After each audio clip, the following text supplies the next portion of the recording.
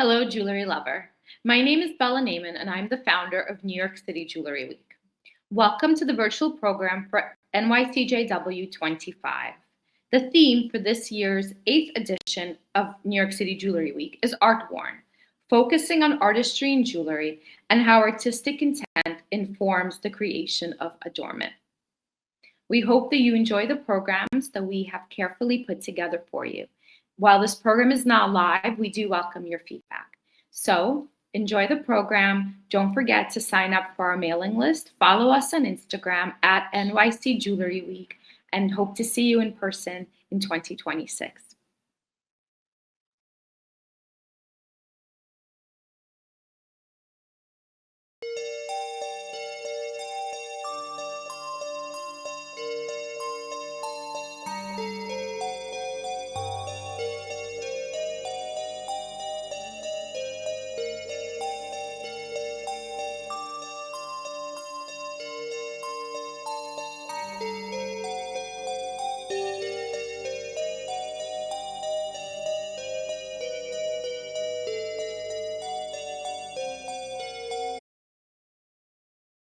Hello and welcome to Alessandro Dari's studio in Florence, Italy. We're happy to have you joining us today to learn about the artist and his very particular work. And we hope that you enjoyed the introduction video, as visiting Alessandro's workshop is a very special experience. Right now, as we are taping this, we've had to turn off all of the sound or minimize the amount of sound that you'll normally experience when you enter the workshop. It is quite a unique experience, and we hope that you'll find the video interesting and come and visit us in Florence on your next opportunity to be in this Renaissance city.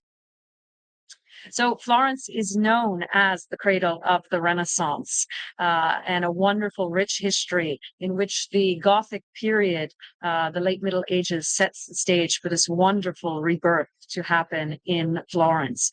And we are fortunate enough to have many working artists still today that were inspired, like Alessandro, such from the great artists of the past, like Donatello, Michelangelo, as well as Leonardo da Vinci, great Renaissance minds that we continue to celebrate and that you can visit their works of art.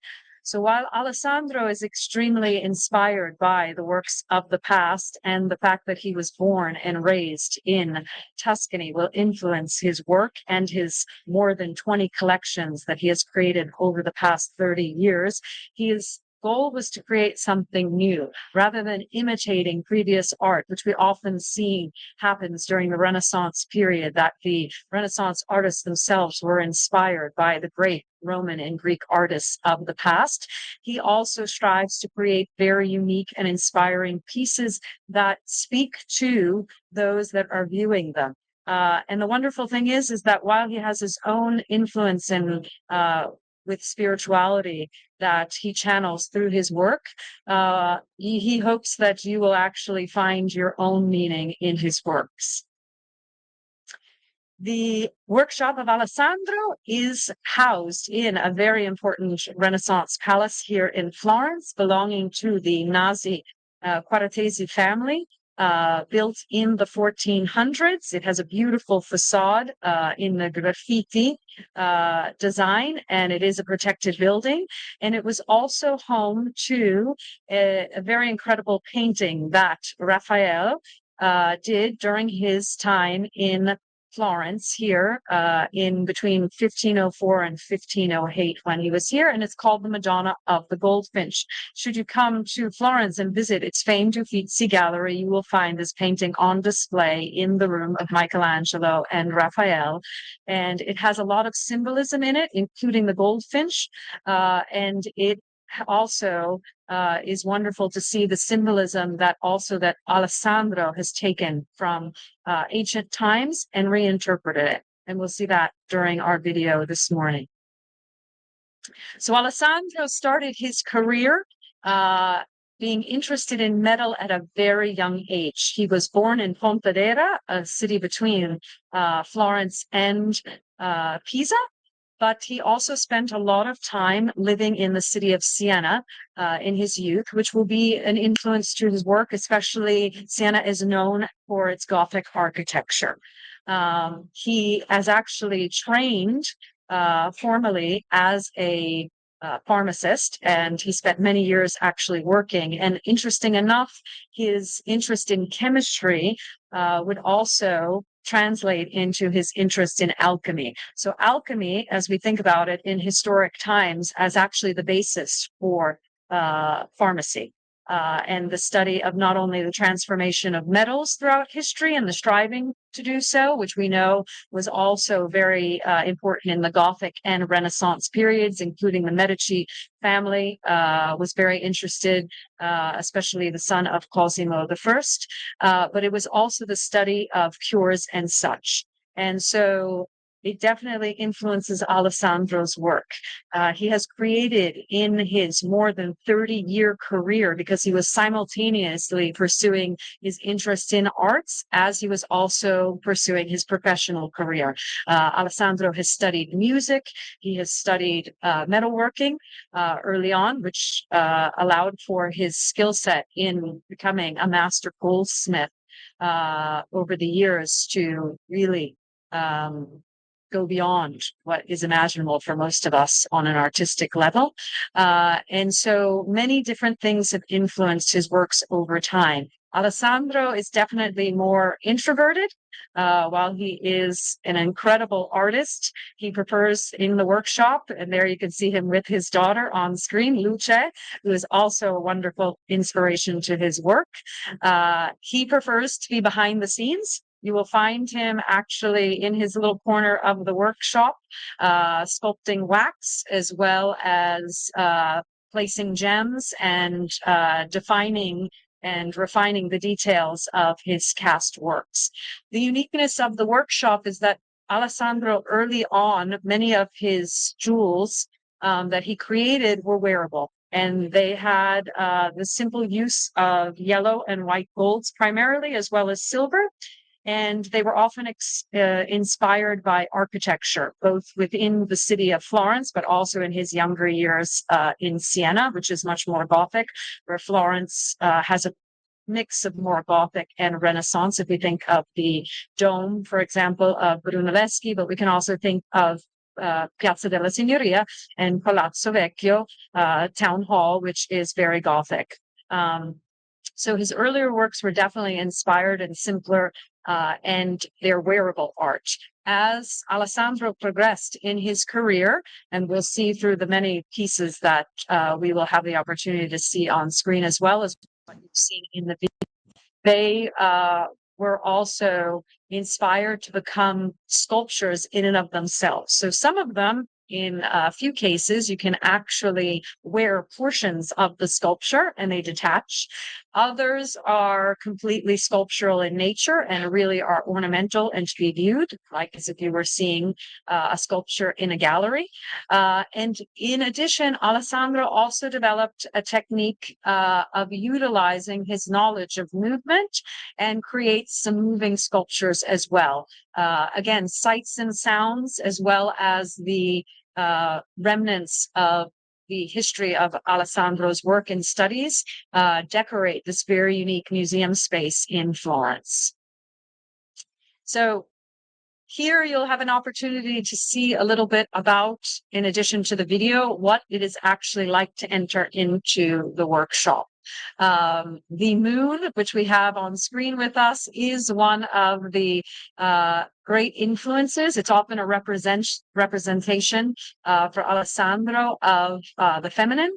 And he incorporates it in many of his works. What's really amazing about coming to visit the workshop, and we hope we were able to bring that to you in the introductory video, is how alive and how interactive many of the works are, and how you actually have to look within some of the units that house these incredible works. There's the use of water and light and sound and movement in many of them.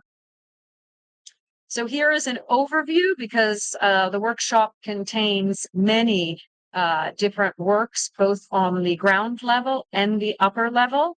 And what's also wonderful about coming to visit the workshop in person is that you get to meet with Alessandro as well as Antonella, who is with me here as well, and she's an important part of the workshop. And you will also have the opportunity to meet other artists that are training here. So Alessandro has always had a focus not on just creating art himself, inspired off the great artists of the past and creating unique pieces nowadays, but also he loves teaching. And so we have several apprentices that you can meet during your visits. Currently here today with us are Vanessa and Lorenzo. And you can also come to the workshop if you have an interest in jewelry to have Alessandro teach you the very basic skills of sculpting wax, which are later cast into the jewels that you see on display. But we offer also half-day workshops or multi-day workshops as well. So here you can see actually also Alessandro as well as Lorenzo and Vanessa at work.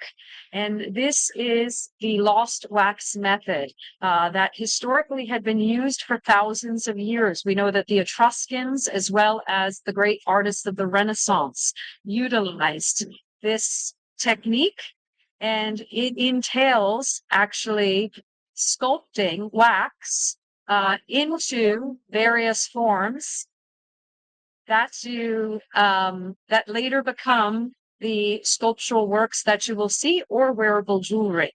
So ideally, the wax can be sculpted in either a more durable form as well as a soft form, depending on the detailing of the object.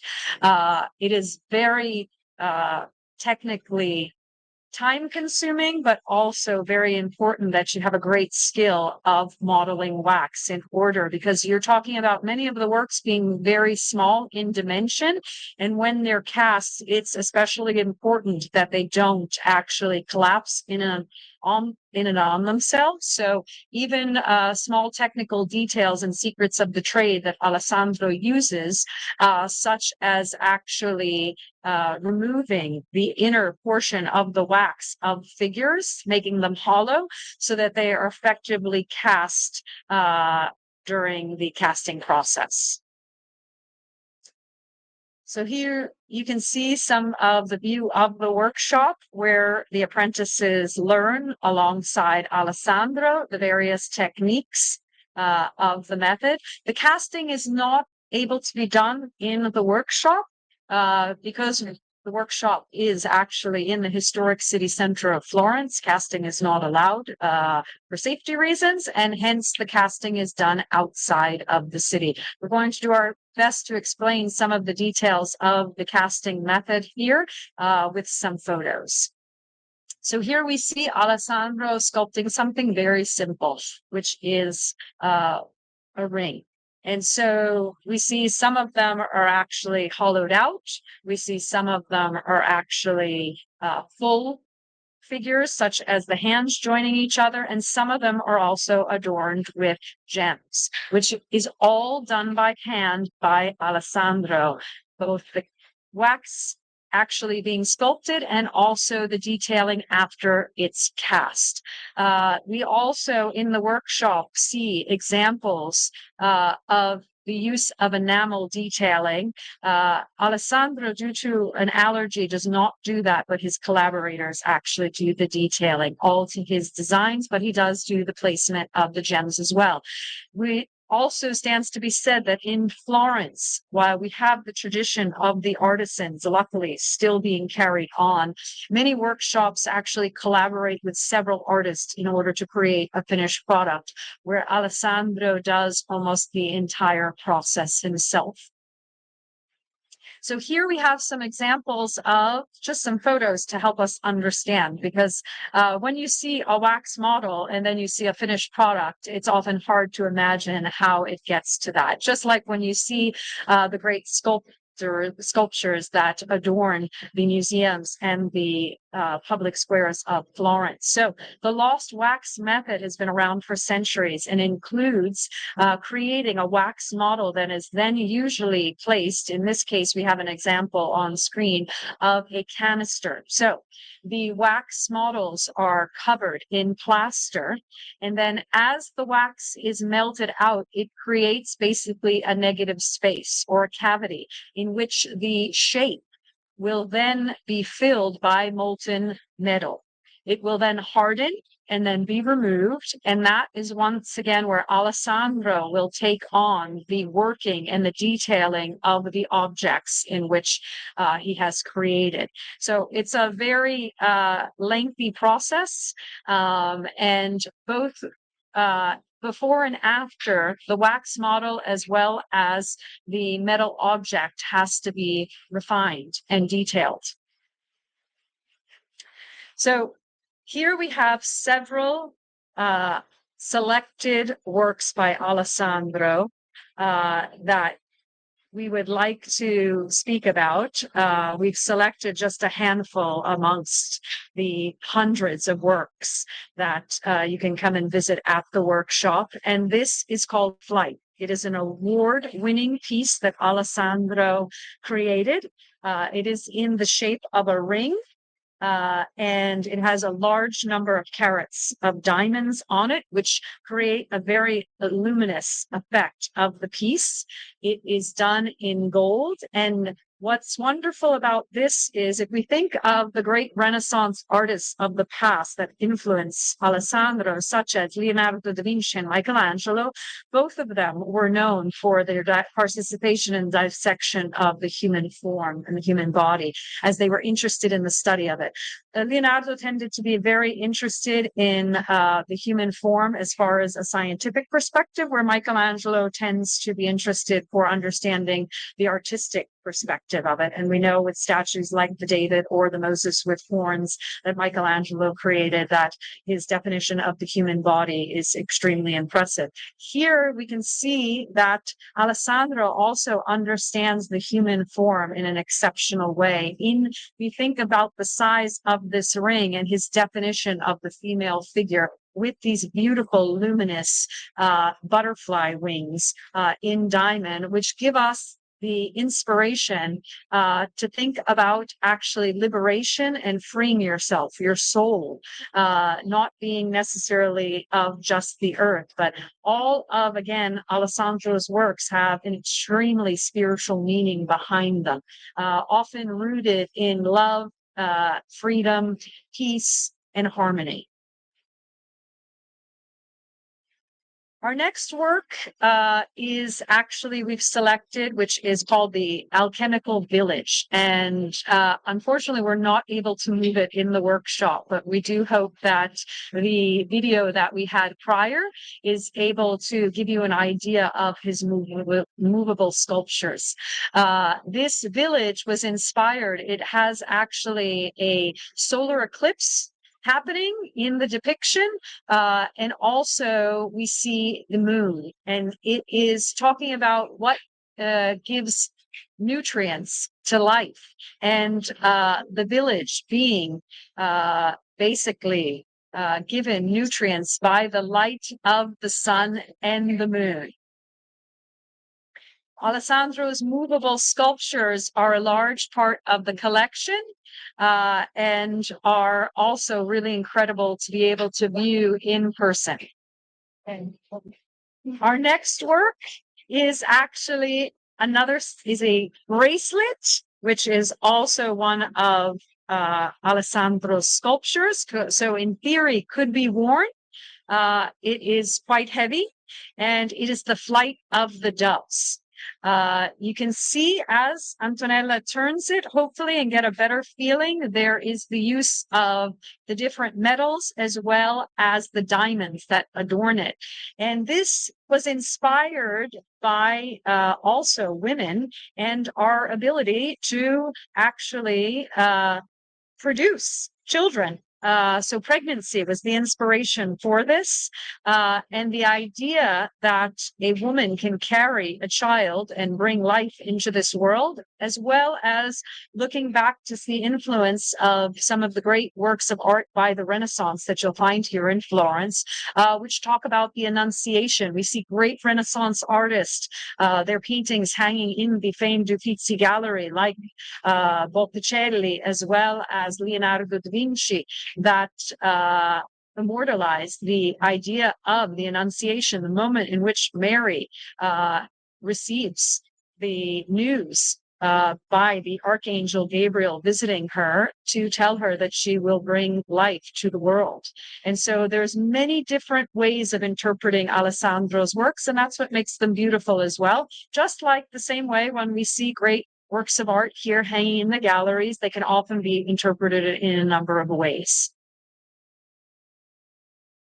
The next piece that we are going to showcase to you, which was one of the several works that we selected for New York City Jewelry Week 2025, is Paradise. And it is part of a collection that Alessandro created that was inspired by Dante Alighieri, the father of Italian literature, who was also known for creating the modern version of Italian based off of Vulgar, a version of Latin. Now, Alessandro was inspired by the work of the Divine Comedy, which actually talks about Dante Alighieri wrote during his time of exile outside of Florence, and it talks about heaven, hell, and purgatory. And Alessandro's created multiple works in this collection. We are showcasing Paradise, which you will see is a pomegranate. The pomegranate throughout history in both art and religion has been very significant. Here, Alessandro uses it as a sign of rebirth and heaven and inspiration. We have the angel embracing it along with coral. And the pomegranate we know is in the Old Testament, as well as in the Torah, as well as we find it often in the depictions of even Renaissance art. It can be used, depending on the interpretation, to symbolize rebirth, especially in certain cultures. They actually use pomegranates in their wedding celebrations and such. So this is actually a very particular work that you can see the angel as well as the pomegranate here is depicted in blue, and it is actually detailed in enamel. And then on the opposite side, you will see where the opening to the pomegranate is actually the framework of a Gothic window. So inspired by also Alessandro's interest in architecture and in collections that he has produced over the years, which are inspired by the churches. And that is the opening to the pomegranate. So this idea of rebirth, of life, of salvation, of the idea, which was very prevalent during the Middle Ages and the Renaissance here in the representations of art, which was the idea of heaven, paradise, and your arrival. But again, what's wonderful is these works can be inspirational for interpretations on your own personal level. And so that's why Alessandro, while giving his own interpretation, also likes that the viewers can look at the work and come up with their own actually definitions. And hopefully that they inspire also people, because within each of us, there is a creative side, and some have had the opportunity to actually pursue the arts, and others may shy away or think that it's not something that they're capable of. But within each of us lies a very spiritual side, but also an artistic side, and we might express it in different ways. Alessandro is able to bring his artistic talents to us via many of his sculptural pieces. So in the beginning of the video, you saw some close-ups of the music box, which was a work that Alessandro was inspired by on the thought of life and center around, once again, his spirituality. You will find a number of different symbolisms within the work itself. But Alessandro is also a trained musician. So his inspiration is not only from his own personal experience of being a trained artist and musician, but also other classical pieces of music. When you visit the workshop here in Florence in San Niccolò, you will find actually that part of your experience is that of listening to the different sounds, whether it be the music playing in the background or the actual sounds created by the moving sculptures themselves. It is a very interactive experience. Also, Alessandro created a movement of perpetual dynamism that it's called by the artist, which is basically his knowledge also of movement from his studies that create moving sculpture. So part of visualizing his works is also watching all of the different components of his work move and inspire also your interpretation of the works. So Music Box was a work that Alessandro spent years actually creating, and it is the first piece that greets you when you enter the workshop on the left-hand side. And here is a selection of just what you might see as you come into contact with Alessandro's works as you visit the workshop. We have selected some of the pieces that show a variety, because Alessandro's works have been influenced by everything from architecture to his own spiritual journey to the birth of his daughter, Luce, which is a whole collection, to even the passing of his parents. So some of them have a very personal meaning, and some of them have even been inspired by the other great Renaissance artists or the history of the city, the Medici family, artists like the Della Robbia family for their glazed enamel, the human form that was studied by Michelangelo and Leonardo. So it is really an incredible experience to actually come here and have the opportunity to visit and also to be inspired. So just a little view for you, since we can't bring the workshop to New York for New York City Jewelry Week, but hopefully in a future actually visit, we will be able to bring a selection in person. You can see the gems. Alessandro likes to work also in multiple forms as far as the metal is concerned. So his earlier works were using simple gold, and then he also, his later collections use a lot of also bronze. Alessandro's study of alchemy has allowed him to create different mixes of the metals, which also you'll find in his more recent works. As far as the gems that adorn many of the sculptures and jewelry that are showcased in the workshop, we have the use of diamonds, sapphires, emeralds, even pearls. You'll find quartz, just amongst the different types of gems that are incorporated into, again, the works. So some are very dominant in the works, depending if it's a wearable object or if it's a larger moving sculpture, or also an ornamental piece where a portion of the jewel can actually detach from the sculpture. Here are some of also Alessandro's simple wearable works that are available in the workshop as well as also online. And these you can see are clearly inspired by Gothic and Renaissance architecture, the spires as well as the rose windows and the details that you'll find should you come to visit the wonderful cities of Tuscany. And they're very unique. The wonderful thing about seeing Alessandro's works is that his inspiration also comes from his youth, where he spent time, also the background of and the history of Tuscany, which lots of people don't necessarily think about the origins of Tuscany, the area of Tuscia, which was the original name given by the Etruscans, a civilization that was highly advanced and that was here 700 years before Christ. And that you can also see examples of Etruscan jewelry, because the Etruscans were known for their jewelry making, and that also has inspired portions of Alessandro's collections over the years. If you visit the Metropolitan Museum of Art in New York City, you will find as part of their collection some of the Etruscan jewelry still on display today. But also Alessandro has spent lots of time also around the coastline of Tuscany in his upbringing and still now. And so also you'll find the use of coral in as a motivation for some of his works. Coral also over the centuries you will find used as symbolism in art. In fact, if you visit the Uffizi Gallery,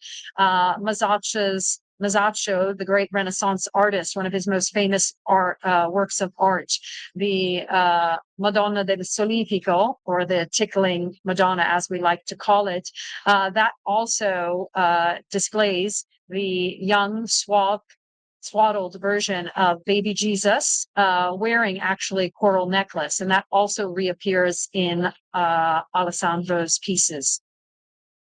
Alessandro rarely works on commission, although he has in the past for the Diocese of Fiesole, which is the old Etruscan city just north of Florence, which was where the Etruscans settled prior to the Romans establishing the city of Fiorenza in 59 BC in the valley. And so he has produced works for them, as well as the Pitti Palace's famed collection of also works that date back in time in the museum collection of the now renamed treasures of the Medici family. He has produced works also for them.